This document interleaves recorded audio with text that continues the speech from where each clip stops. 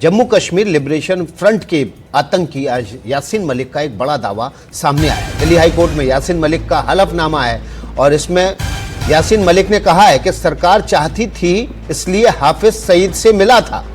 ये कुछ कहा है यासीन मलिक ने। उन्होंने कहा है कि जब मैं हाफिज सईद से मिला था तो इसलिए मिला था क्योंकि सरकार चाहती थी, आतंकी संगठनों से बातचीत करना चाहती थी और उसे यानी कि यासीन मलिक को मिडिलमैन के तौर पर इस्तेमाल किया था। मनमोहन सरकार पाकिस्तान जाकर हाफिज सईद से मिलने के लिए कहा था और इसी बात को यासीन मलिक ने कोर्ट के सामने हलफनामा देकर कहा है।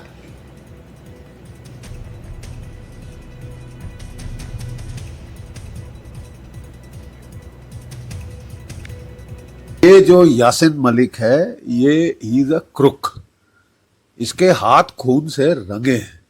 एयरफोर्स के अफसर मारे हैं, कितने कश्मीरी पंडितों के साथ इसने जुल्म किया है। इसको तो फांसी टंगनी चाहिए अपने करतूतों के लिए। ये कहना कि मैं गया था हाफिज सईद से जाके मिल के आया है, क्या ये सही काम है? Hafiz Saeed is responsible for hundreds of deaths in India, ठीक है। और ये जाके पाकिस्तान गया और उसको और कोई नहीं मिला मिलने के लिए सिवाय उसके। ये कह देना कि मैंने आके प्राइम मिनिस्टर को ब्रीफ किया था, नारायण साहब को ब्रीफ किया था, ये सब कहानियां हैं, महज बकवास।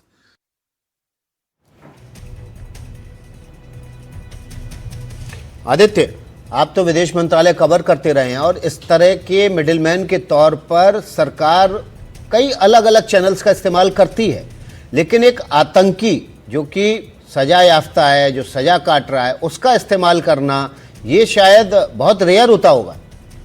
जी विकास, आप बिल्कुल सही कह रहे हैं कि जैसे यासीन मलिक ने 2006 में पाकिस्तान जाके हाफिज सईद से मुलाकात की और अब ये 85 पेज का जो हलफनामा है जो एक्सक्लूसिवली एनडीटीवी पर हम दिखा रहे हैं, उसमें साफ स्पष्ट रूप से कहा है कि जब वो वापस आए तब इंटेलिजेंस ब्यूरो के जो स्पेशल डायरेक्टर हैं वीके जोशी उनसे मिले और उन्होंने ही उन्हें कहा था हाफिज सईद से मिलने के लिए। यही नहीं, वो ये भी कहते हैं कि जब वो वापस आए डीब्रीफिंग हुई और उसके बाद उसी दिन उनकी मुलाकात जो है प्रधानमंत्री मनमोहन सिंह से कराई गई और प्रधानमंत्री मनमोहन सिंह ने उनका शुक्रिया किया और उनकी सराहना की कि वो पाकिस्तान गए और आतंकवादी लश्कर तोयबा के जो है हाफिज सईद, उनको जो है मुलाकात की उससे। तो इससे प्रश्न बहुत सारे उठते हैं, क्या कांग्रेस की सरकार के वक्त जो है जो इंटेलिजेंस थी वो आदित्य, क्या बातचीत का खुलासा किया है कि क्या बातचीत हाफिज सईद से उस वक्त यासीन मलिक की हुई थी?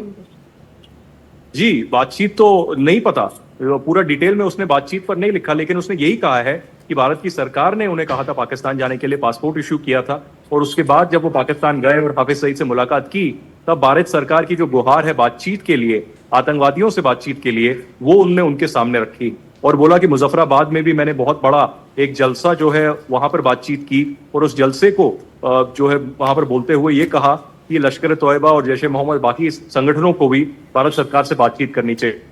तो बोला ये उठता है विकास की क्या आतंकवादियों से बातचीत होनी चाहिए? क्या वो आतंकवादी जो पहलगाम, पुलवामा, भारत की संसद पे हमला करते हैं, क्या उनसे कोई बातचीत कर सकता है? और साथ ही यासीन मलिक जिसने इंडियन एयरफोर्स के 4 अफसर को मारा था, रुबिया सईद जो पूर्व गृह मंत्री की बेटी थी उसको अगवा किया था और साथ ही कश्मीरी पंडितों को भी मारा था, उससे कैसे काम किया जा सकता है? इंटेलिजेंस ब्यूरो जो है भारत का कांग्रेस के टाइम पे कैसे यासीन मलिक की मदद ले सकता है हाफिज सईद से बातचीत करने के लिए? बीजेपी ने भी बहुत बड़ा एक जो है हमला किया है कांग्रेस के ऊपर और कहा है कि कैसे जो है यासीन मलिक को जो है एक बहुत बड़ा ऐसा काम सौंपा गया और ये गलत है। आतंकवादियों को शह देना, आतंकवादियों को पाकिस्तान भेजना और हाफिज सईद से कांग्रेस की जो बातचीत यासीन मलिक के जरिए हुई वो बहुत ही जो है दर्दनाक है। यही अंतर है यूपी और एनडीए की सरकार में, बदली हुई सरकार में, कि पहले सरकार आतंकियों से बातचीत करने के लिए आतंकियों को भेजती थी और अब आतंकी ठिकाने, आतंकी कैंप और आतंकी के मरकज पर सरकार ब्रह्मोस भेजती है। और यही वजह है कि अजहर मसूद के परिवार के 7 लोग मारे गए और जब हम एक बड़े नेता के साथ ब्रीफिंग में थे तो उन्होंने हमें यह भी बताया था कि अगर 2 घंटे पहले हमारी ब्रह्मोस गिरती तो अजहर मसूद भी शायद जिंदा नहीं बचता। 2 घंटे पहले इसका मतलब वो उस मरकज से निकल भागा था।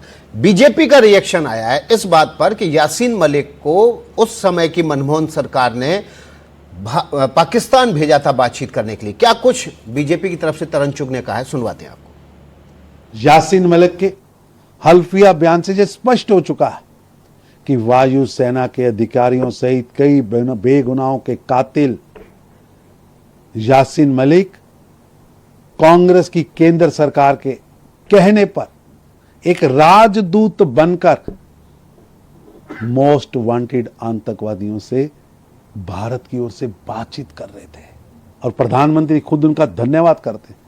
उनके लिए रेड कारपेट बजाया जाता है, फोटो शूट कराया जाता है। जिनके हाथ निर्दोषों के खून से रंगे, भारत की सेना के ऑफिसर्स के खून से रंगे हैं, आप उनको सम्मानित करते हैं। राहुल गांधी जी स्पष्ट करिए, यह हल्फिया बयान बताता है कि जम्मू कश्मीर के अंदर या देश के अंदर जो बड़ी आतंकी घटनाएं हुई हैं उसके पर्दे के पीछे आपकी पार्टी क्या खेल खेल रही है।